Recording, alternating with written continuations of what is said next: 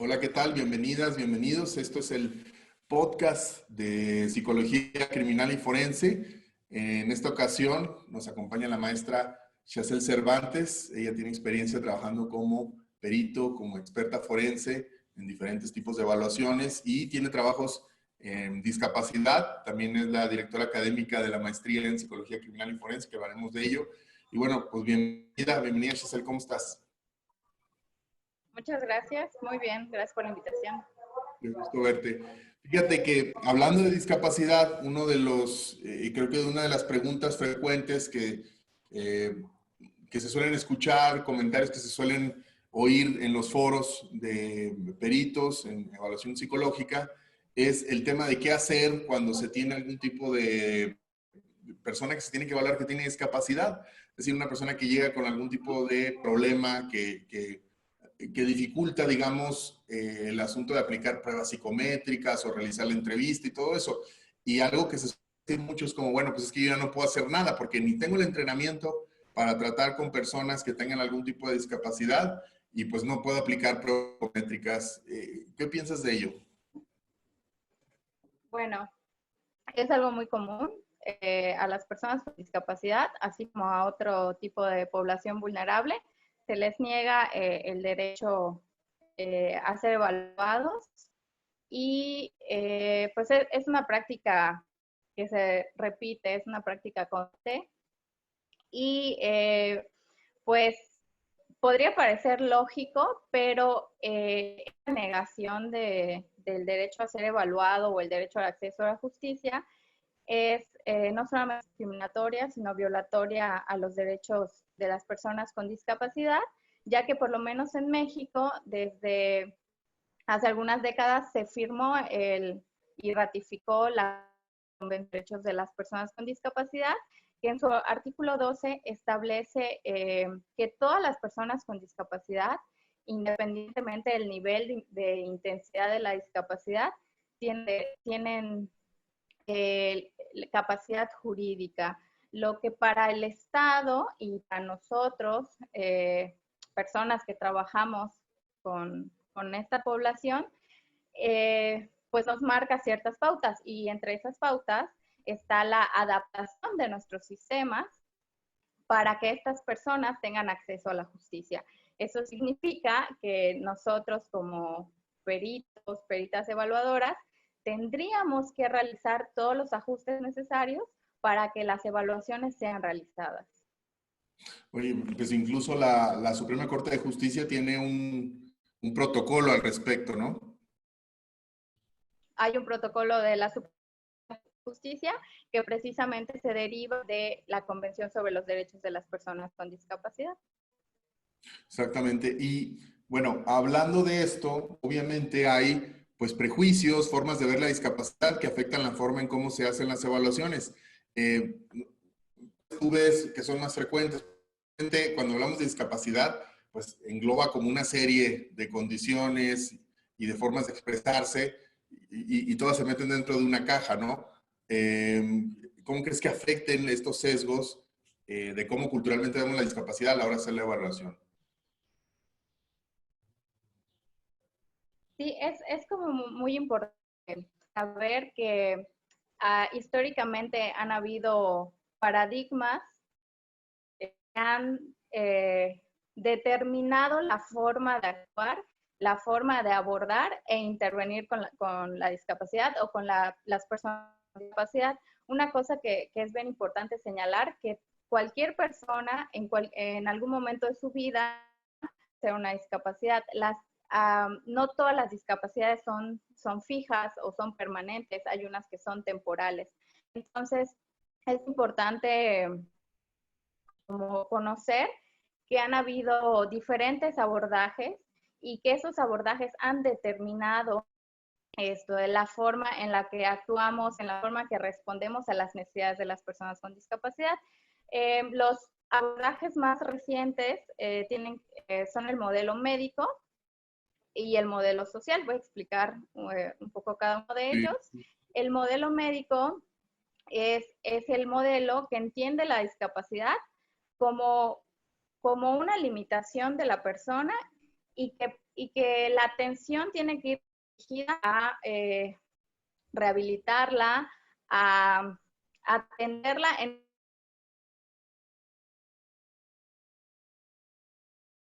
médico, implican que las personas sean atendidas en espacios diferentes, en escuelas diferentes y que en la medida que puedan ser rehabilitadas o compuestas, por decirlo de alguna forma, podrán ser incluidas en sociedad. Si no pueden ser normalizadas, entonces no se incluyen en la sociedad.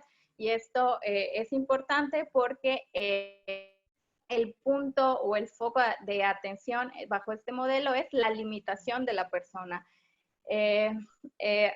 Posteriormente, la Organización de las Naciones Unidas, la Organización Mundial de la Salud, transita al modelo social, precisamente en los años 80, y entonces ellos indican algo que es bien importante. El déficit de la persona, el problema no son las limitaciones que la persona pueda tener dado el déficit, el problema es el Estado o la sociedad atendiendo a esas cosas, ¿no? Entonces, bajo este modelo social, no tendríamos que pensar en la limitación de la persona, sino tendríamos que empezar a pensar en cómo nosotros vamos a ajustarnos a esas limitaciones para que la persona pueda participar en cualquier aspecto de la vida. Oye, y ahí en particular, bueno, yo tengo alguna experiencia en evaluaciones, especialmente en lo que es un concepto que luego después descubrí en la literatura, que era social, porque en su momento a mí me tocó hacer evaluaciones con personas que se sospechaba tenían esquizofrenia. Recientemente tú y yo estamos haciendo precisamente una revisión de un caso en Estados Unidos en donde la persona al parecer tiene algún tipo de discapacidad. Bueno, no al parecer, es muy evidente, se requiere que se haga una evaluación de una discapacidad psicosocial, que esto se refiere precisamente a una enfermedad mental o a una condición psicológica, puede ser la esquizofrenia, puede ser alguna otra condición que, y sobre todo que hace énfasis en el contexto, pues, ¿no? Como no nada más es la condición del individuo, sino cómo esta condición interactúa con un entorno que no es favorecedor, está atendiendo a sus derechos, es decir, que no le da el acceso a las personas. Sí, cada vez más, no sé si tú lo ves en las evaluaciones, precisamente en esta psicología forense con perspectiva de derechos humanos, se trata de hacer más énfasis en los contextos, en las formas en las cómo nosotros evitamos o impedimos pues que las personas tengan acceso a la justicia. Hablando de discapacidad psicosocial o hablando precisamente de otro tipo de discapacidades, ¿qué pueden hacer los y las peritos para poder pues, hacer su trabajo cuando se encuentran con una persona con estas condiciones? Ok, creo que en primera instancia tendría que enterarse o conocer el modelo social, que es el modelo de abordaje que actualmente se utiliza, qué implicaciones tiene este modelo, qué significa que nosotros tengamos que realizar ajustes en nuestras evaluaciones, en nuestras intervenciones en general, y saber en particular sobre las personas con discapacidad psicosocial, que estas suelen ser estigmatizadas y suele haber una estigmatización y una criminalización muchas veces de este tipo de personas. También reconocer e identificar que a las personas con discapacidad psicosocial no suelen verse como personas con discapacidad en primera instancia, ¿no? O sea, se suele interpretar como personas que pues tienen un trastorno mental, no se considera que requieran de una atención asociada a la discapacidad. Entonces, creo que en términos generales, esto sería como las primeras condiciones antes de intentar ver qué pruebas le voy a aplicar o cómo le voy a hacer la entrevista. Creo que eso es como fundamental y esas son como las primeras bases para un primer entendimiento, para un primer acercamiento al respecto. Sí, fíjate que hablando específicamente con discapacidad psicosocial, cuando están involucradas pues en la investigación de algún crimen, muchísimas de las investigaciones en Latinoamérica nos dicen que esto les imposibilita que se haga una investigación adecuada, porque hay esta serie de prejuicios donde, como dices, se les criminaliza, se les culpa de facto, pues dicen, bueno, pues sí, y las evaluaciones están orientadas a este modelo donde hay entre la enfermedad mental y el crimen, ¿no? Como violencia, peligrosidad y enfermedad mental. Y esto es un problema generalizado en Latinoamérica y que, bueno, que está obviamente influido también por los prejuicios generales que se tienen sobre la diferencia, pero sobre todo por los medios de comunicación, como los medios de comunicación han retratado a las personas con enfermedad mental como personas peligrosas. Entonces, no nada más, como dice, es un asunto de procedimientos, de protocolos, de derechos, sino también de prejuicios, pues, de revisiones y de distancias que tenemos que tomar con nuestras propias preconcepciones para poder hacer este trabajo, ¿no?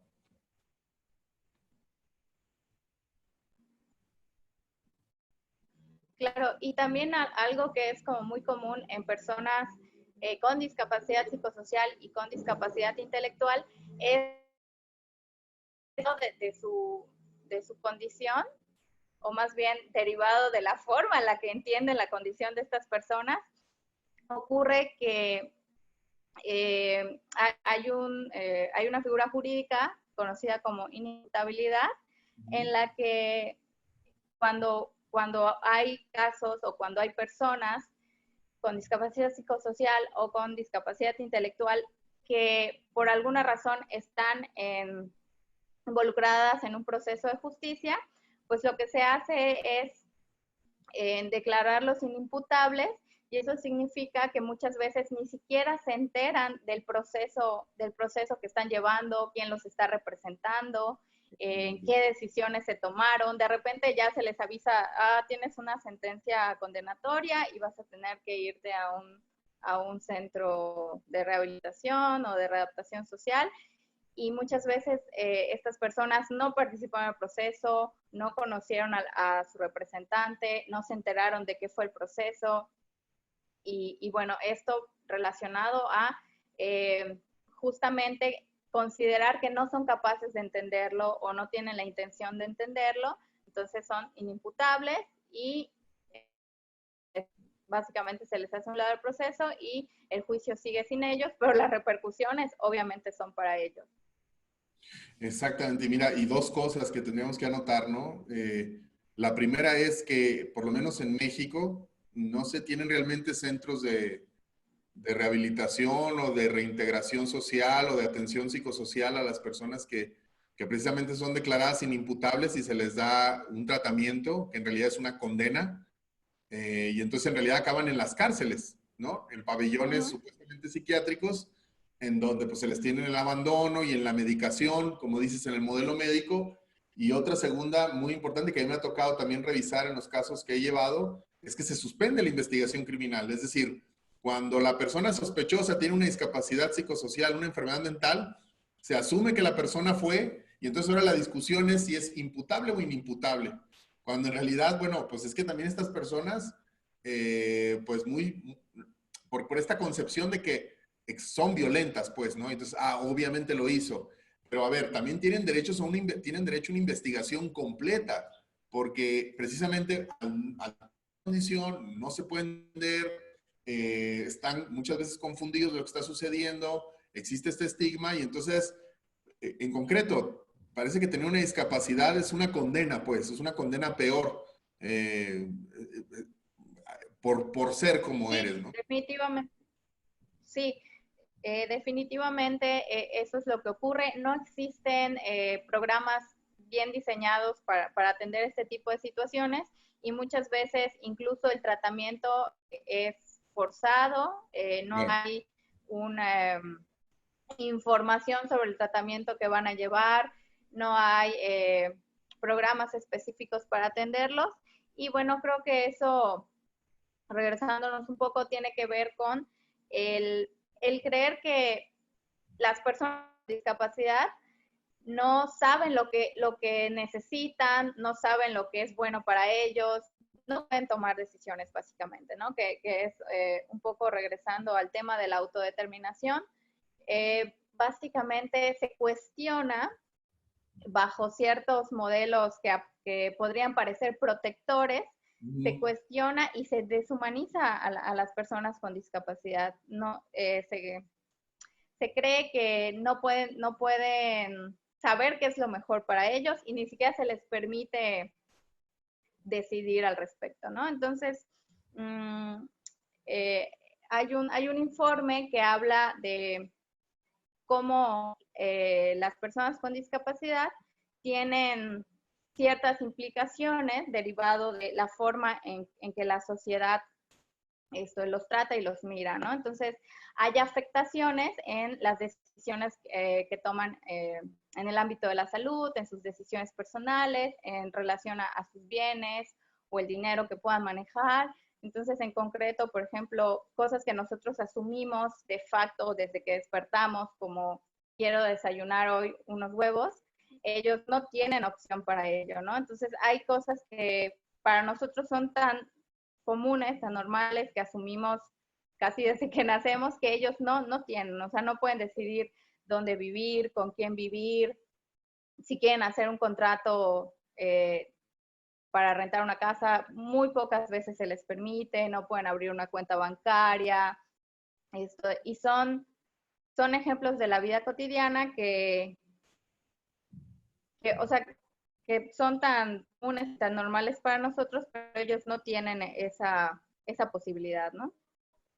Oye, y hablando de esto, el tema de la famosa, siempre se me olvida, la interdicción, ¿no? En su momento, recuerdo cómo había estos juicios civiles de interdicción en donde básicamente era como despojar de su capacidad de tomar decisiones jurídicas a las personas, eh, por ejemplo, con personas de edad, donde se sospechaba una especie de demencia, o también me tocó un caso con una persona con esquizofrenia que no querían, que le querían vender su casa, como que se presta pues estas, como dice, estas medidas bueno, que se usaban que antes, precisamente para despojarle de sus derechos por una supuesta protección, ¿no?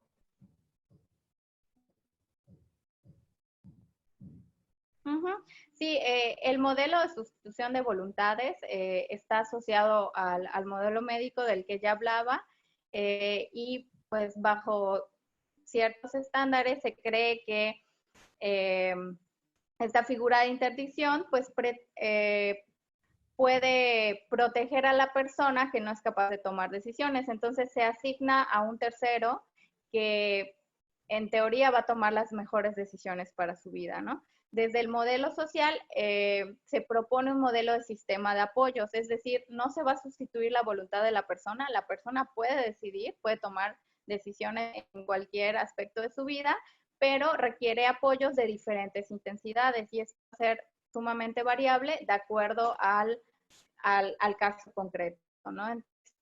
Se cambia o se transita de un modelo de sustitución de voluntades a un modelo de apoyos, sistema de apoyos. Exacto.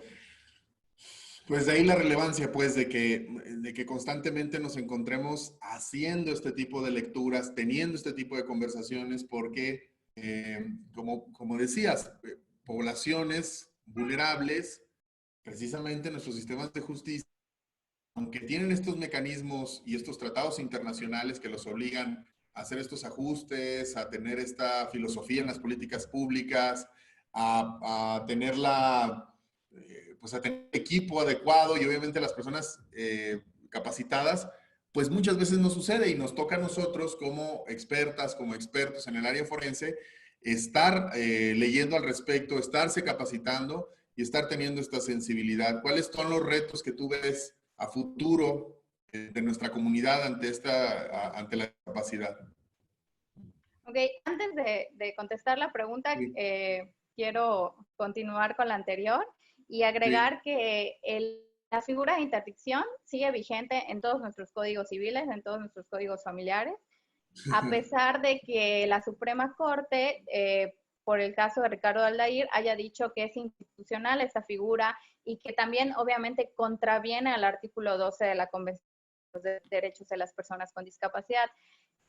Hay como un desfase porque a pesar de que México firmó y ratificó esta convención donde dice esta figura, estos sistemas de tutela, estos sistemas de curatela tendrían que desaparecer y tendríamos que empezar a generar mecanismos para establecer sistemas de apoyo que permitan a todas las personas con discapacidad o sin discapacidad tomar decisiones y que esto implicase, por ejemplo, en el caso de una persona con discapacidad intelectual, dar tiempo adicional para tomar decisiones, utilizar pictogramas, utilizar formatos de lectura fácil para que la persona pueda conocer cada una de las opciones que tiene y tomar una decisión. Eso es lo que actualmente se propone. Sin embargo, el Estado mexicano aún está en ello. Realmente la figura de interdicción como tal sigue vigente, se siguen haciendo en muchas ocasiones juicios de interdicción y pues obviamente se sigue impidiendo a las personas con discapacidad decidir en aspectos formales e informales. Un ejemplo de un aspecto informal puede ser a dónde quiero ir de vacaciones, con quién quiero ir de vacaciones, por ejemplo. Aspecto formal o jurídico tendría que ver con no sé, sacar una tarjeta de crédito, hacer un contrato de trabajo, etcétera, etcétera, ¿no? Entonces, importante saber que pues no hemos transitado del todo y que obviamente es uno de los retos a futuro. Creo que eventualmente es inevitable que transitaremos en eso, pero pues se requiere mucha formación en el tema, mirar los ejemplos, los casos de éxito en otros países. Ya hay países como Dinamarca, como Canadá, como España, que tienen modelos de sistema de apoyos. Inglaterra también tiene esto de modelos de sistema de apoyos que se ha visto que han sido exitosos y bueno, estamos en ello, ¿no? Y respecto a los retos, pues el comité de la Convención de los Derechos sobre las Personas con Discapacidad ha hecho observaciones al Estado mexicano respecto a eso y una de los grandes retos es precisamente consolidar este sistema de apoyos, hacer un plan nacional de accesibilidad y que eso implique accesibilidad en todo sentido, ¿no? O sea, cuando pensamos en discapacidad, muchas veces se nos viene a la mente discapacidad física, ¿no? Entonces, cuando decimos accesibilidad, pensamos en rampas, pensamos en sistemas braille, por ejemplo, pero la discapacidad es tan amplia o las discapacidades son tan amplias y tienen tantos niveles que realmente es un trabajo sumamente complejo y para el cual tenemos que estar preparados, ¿no? Esa es una de las primeras observaciones. Otras observaciones es justamente eliminar de nuestros códigos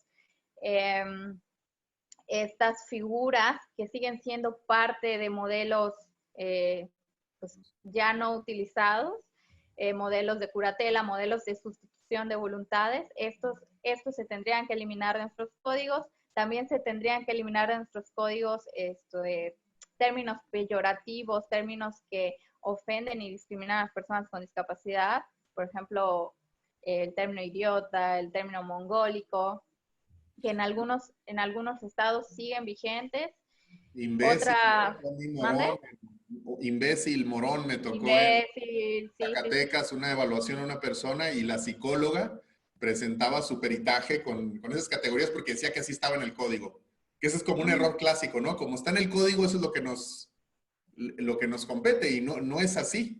Sí, sí, sí. Muchas veces los psicólogos y las psicólogas cometemos ese error de porque así lo dice el código o porque así me lo están solicitando. Oye, nosotros somos expertos y expertas y justamente estamos para eso, ¿no? Para hablar pues del estado de la cuestión, de las tendencias actuales, relacionadas siempre a la perspectiva de género, la perspectiva de derechos humanos.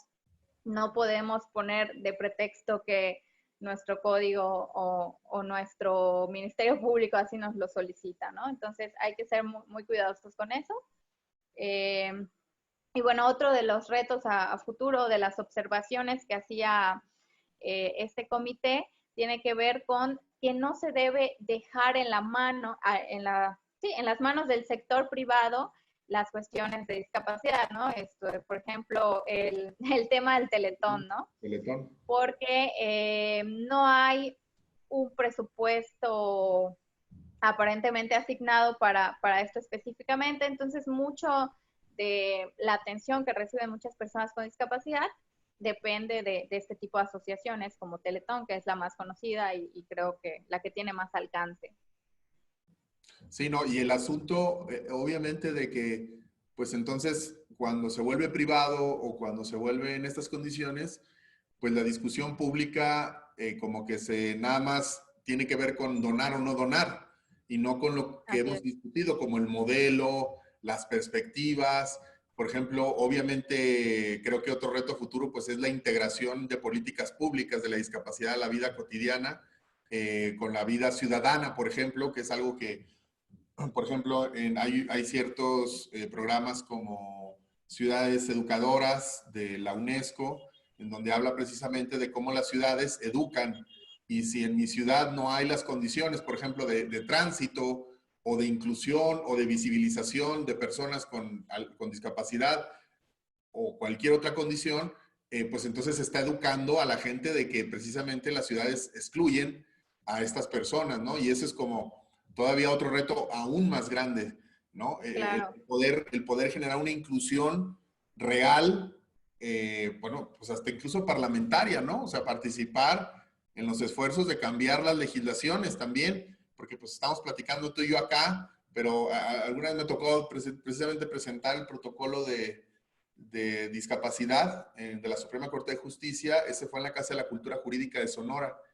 Y estaba yo y estaba un colega y estábamos presentándolo. En algún tiempo hicimos ese trabajo de difusión y en la primera fila había era una estudiante, creo que universitaria, sí, ya era universitaria, que tenía una discapacidad motriz y tenía sus bastones.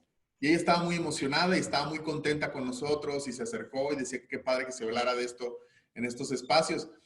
Y, o sea, creo que lo más grave es que hasta ese momento me di cuenta que lo más importante es que ella hablara, ¿no? Que yo ahí hablando enfrente, desde mi privilegio, pues qué padre, pero yo le decía, oye, estaría muy bueno que pudiéramos regresar y nosotros escucharte a ti, pues, y que tú aprendieras de esto, porque le interesaba mucho estudiar psicología y los temas de discapacidad. Y creo que ese es un paso que todavía, o sea, es obligatorio que lo demos, pero todavía nos falta, ¿no?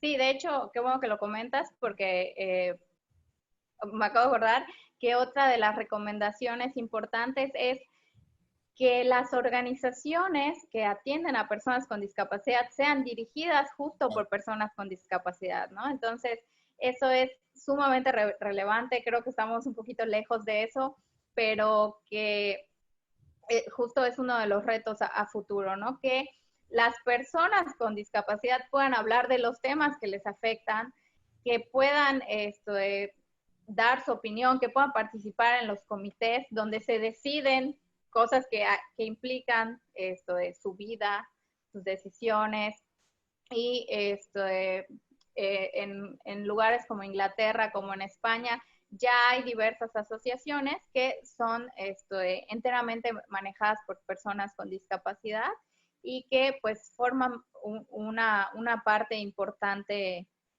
de la sociedad y de las decisiones que se toman al respecto.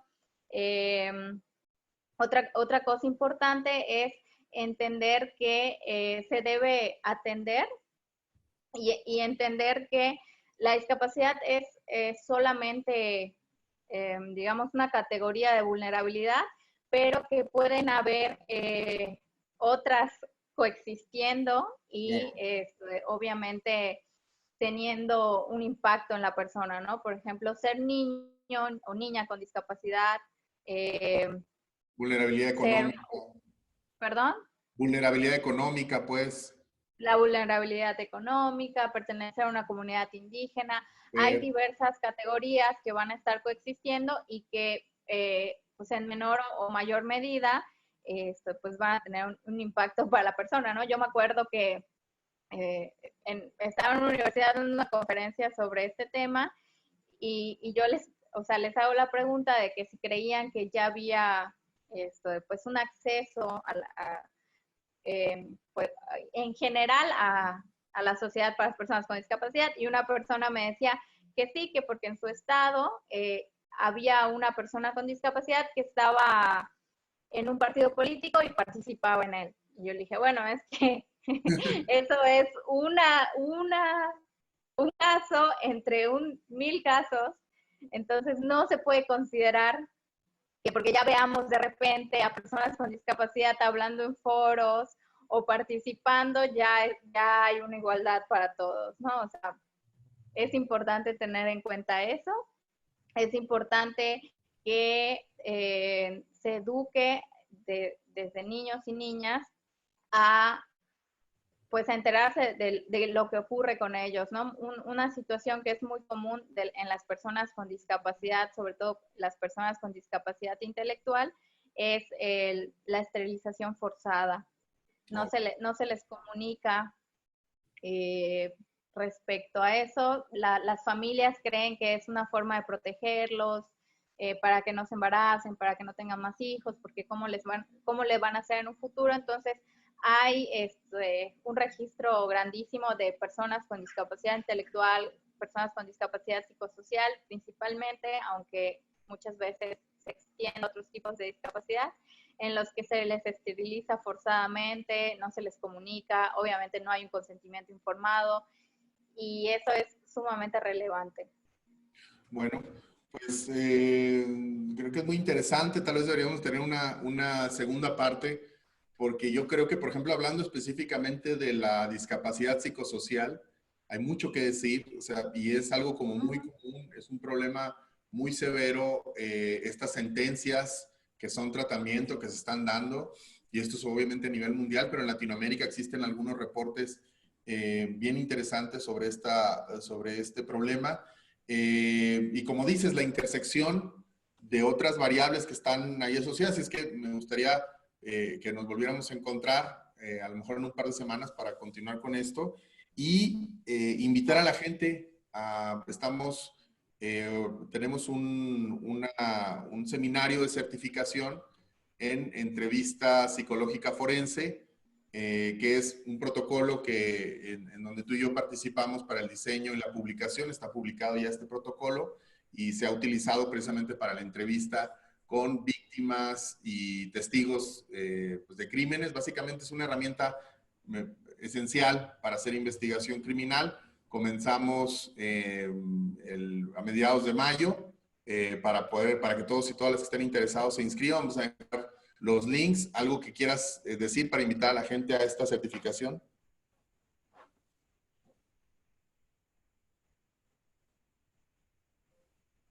Sí, que vamos a tener al final del contenido de la certificación un módulo especial justo para para la entrevista a personas con discapacidad. Pues a propósito del tema, creo que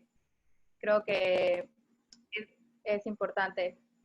Sí, va a haber para personas con discapacidad, hay especificaciones para niños, niñas y adolescentes, adultos mayores, personas por ejemplo, en situación de tortura. Y bueno, la intención es que este protocolo, pues ustedes lo puedan utilizar, pero que entiendan las especificaciones para diferentes contextos y diferentes personas que pueden tener algún tipo de vulnerabilidad. Pues muchísimas gracias, El, me dio mucho gusto verte. Muchas gracias. Nos vemos pronto y bueno, pues a todos y a todas les esperamos la siguiente semana. Sí, compartan, por favor, este podcast y bueno, pues nos estamos en contacto. Muchas gracias.